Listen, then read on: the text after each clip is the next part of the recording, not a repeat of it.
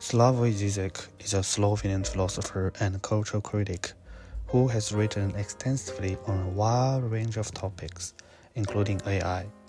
In his writings on AI, he has been critical of the hype surrounding the technology, arguing that it is often based on a simplistic and naive understanding of intelligence and consciousness. Žižek contends that AI is fundamentally limited by its lack of subjective experience and self-awareness, and as a result, is incapable of true creativity or innovation.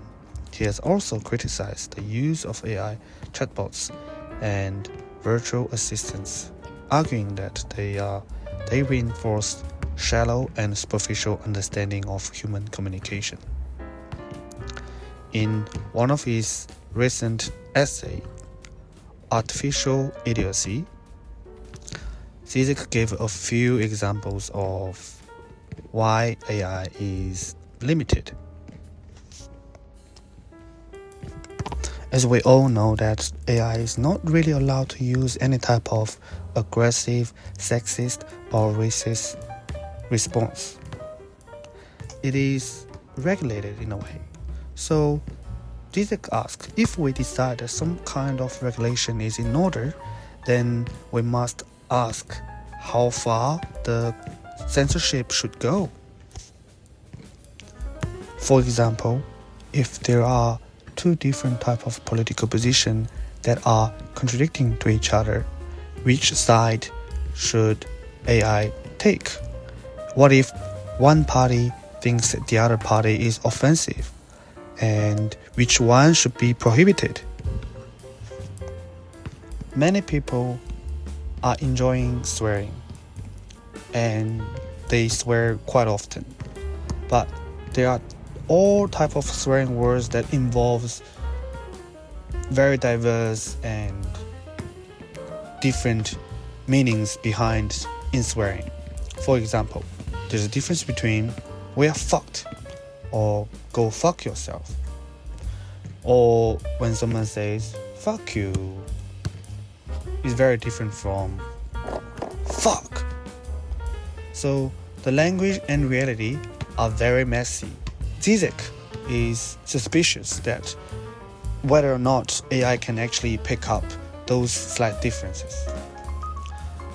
Using the previously example of offensive racist remark, a story that happened to me involves racist jokes and communication. Many years ago, I had a friend. She was an exchange student and came from France.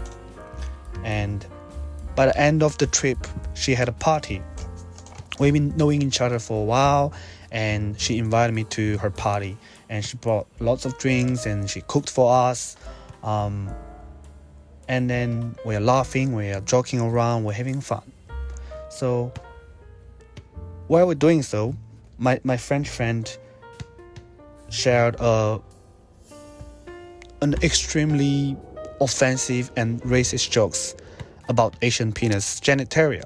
Okay, it's about the size of Asian people's penis, but the joke was so funny and so intelligent, so genius. I laughed so hard, and I think in a way the joke was not a racist remark to humiliate me, but rather a gesture of offering of friendship. And if I embrace it, then it is sublimating even our friendship. And after they left Australia, we were still exchanging some emails, some postcards. I visited France a couple times, and I met them. I saw my friend's son was coming up to this world.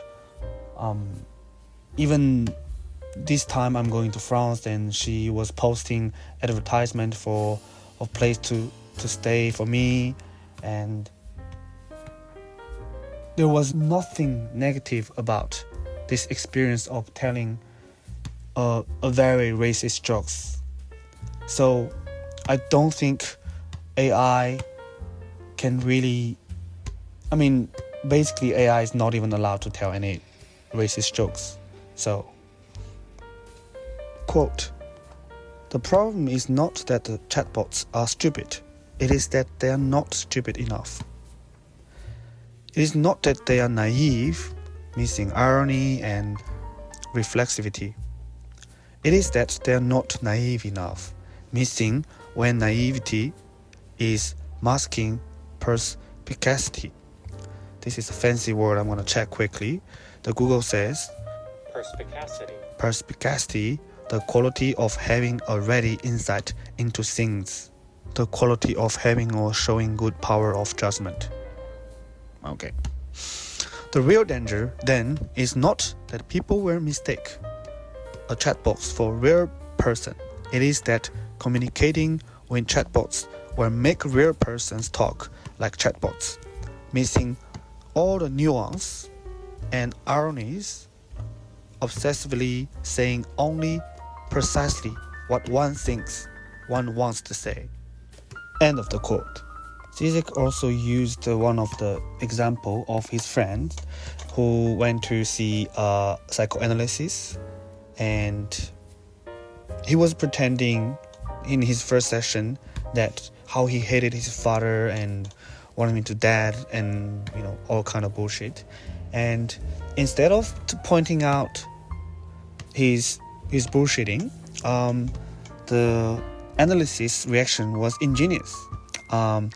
His reaction was, "Oh, how can you talk like that about the person who made you and made you what you are?" So they are both acting. The analysis was pointing out Žižek's friend's bullshitting by also pretending, but there's some subtext within his action. The fake naivety by an analysis sent a clear message saying that I don't buy your fake association. But would a chatbot be able to pick up on this subtext?